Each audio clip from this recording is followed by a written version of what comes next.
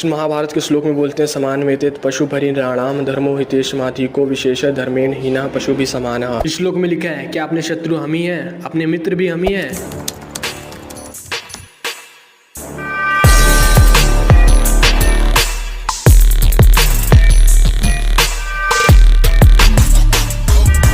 हिंदू जाति इतनी पतित क्यों हुई, वो इतनी रोगी, दुर्बल, निरुत्साही, मूर्ख और अल्पायु क्यों हुई, जिस भारतवर्ष में भीष्म पितामह, हनुमान जैसे शूरवीर, गंभीर और ज्ञानी ब्रह्मचारी हुए हैं, जहाँ पर व्यास, वशिष्ठ, वाल्मीकि, गौतम, भरद्वाज, अत्रि, परीक्षरथ जैसे त्रिकाल ज्ञान के समुद्राए हुए हैं, जहाँ पर धर्मराज, शिवी, दधीची, हरिश्चंद्र, कंद और पाली जैसे महान प्रतापी सत्यमूर्ति धर्मावतार हुए हैं, जहाँ पर नीति न्याय मर्यादा के पालने वाले बड़े बड़े शूरवीर रंधुरंधर, जनक, परीक्षित, दशरथ, रघु जैसे राजे महाराजे हुए हैं, जहाँ पर विश्वामित्र, भारत, भगीरथ जैसे निसीम कठोर व्रत के व्रतधारी महात्मा हुए हैं, जहाँ पर राम, लक्ष्मण, भरत, शत्रुघ्न और धर्मराज, भीम, अर्जुन, नकुल, सहदेव आदि तथा श्री कृष्ण, बलराम आदि जैसे अत्यंत तेजस्वी, ओजस्वी, आज्ञाकारी सुपुत्र और सहोदय हो गए, जहाँ पर सीता, सावित्री, अनुसुईया, दमयंती, शकुंतला, रुक्मणी, द्रौपदी, लोपामुद्रा, मैत्रेय, गांधारी जैसे महान पतिनिष्ठा और अत्यंत तेजस्वी सती स्त्रियां हो गई हैं, जहाँ ध्रुव, लव, कुश, प्रहलाद, अभिमन्यु और भरत जैसे महान तेजस्वी, ओजस्वी और समर्थ संपन्न सिंहावर जैसे बालक हुए हैं। उसी वीरप्रस्थ भारत भूमि में उन्हीं की संतान आज ऐसे नीच, पतित, दुर्बल, रोगी, मूर्ख, अल्पायु, परतंत्र और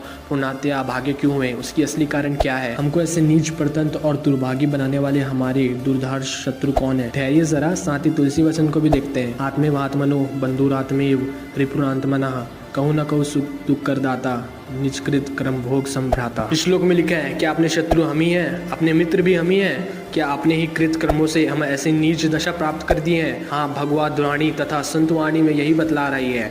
तुम ही अपने मित्र हो तथा तुम ही अपने शत्रु भी हो। अपने पतन के कारण केवल तुम ही हो।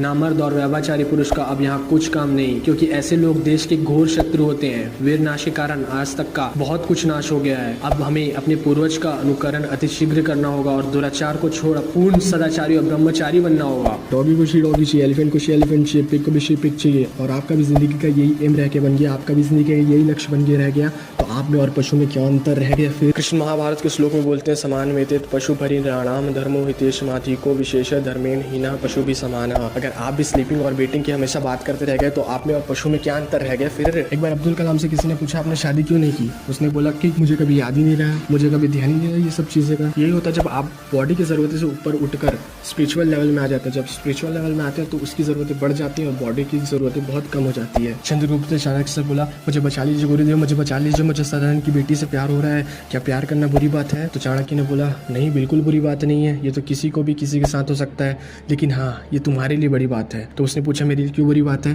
तुम्हारा लक्ष्य, उन्होंने कहा तुम्हारा लक्ष्य बहुत बड़ा है, तुम्हें अखंड भारत का निर्माण करना, और जिसका लक्ष्य इतना बड़ा है उसके लिए शादी करना गुनाह की समान होता है। बहुत लोग ये सब डिज़ायर को दबाते हैं, लेकिन इसे दबाने से और ज़्यादा वो उसके ऊपर हावी होगा।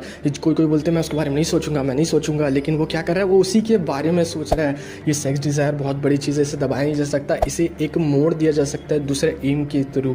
आपको जो एम है, आपकी जो गोल है, उसकी तरफ इसको लगाया जा सकता है। इसे दबाओगे तो ये और बढ़ेगा। जैसे आप कुकर में दाल बनाते हैं, ठीक है, तो उसमें आप क्या करते हैं, सीटी मारते हैं तभी दाल पकता है। लेकिन आप उस चीज़ को दबा के रख देंगे, कुकर को दबा के रख देंगे, तो क्या होगा, वो एक दिन फट जाएगा। एक दिन नहीं, मतलब कि वो फट जाएगा। वैसे ही आप सेक्स डिज़ायर को जैसे दबा के रखेंगे तो वो भी एक दिन आप मास्टरबेट कर बैठे रहेंगे।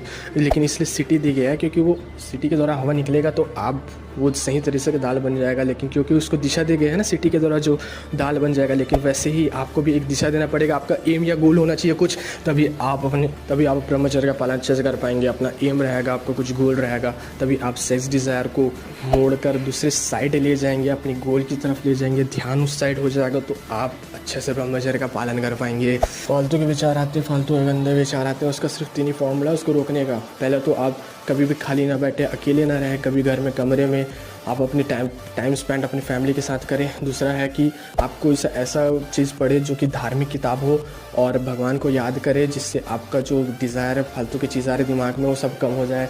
और तीसरा है जो भी आपके लाइफ के एम है उसे पाने के लिए आप जी जान मेहनत करें, अपने पूरे एफर्ट्स लगा दे। बस यही 3 तरीके हैं और कुछ तरीका आपको काम नहीं करने वाला। ये वीडियो उस शख्स तक जरूर पहुंचाए जो कि इस चीज़ से बाहर निकलना चाहता है। और वीडियो देखने के लिए आपका बहुत बहुत धन्यवाद। और सब्सक्राइब नहीं किया तो अभी सब्सक्राइब करके बेल आइकन प्रेस कर देना, क्योंकि मैं इसमें ऐसी मोटिवेशन और बहुत सारी मोटिवेशन लाते रहूँगा ब्रह्मचर्य के ऊपर।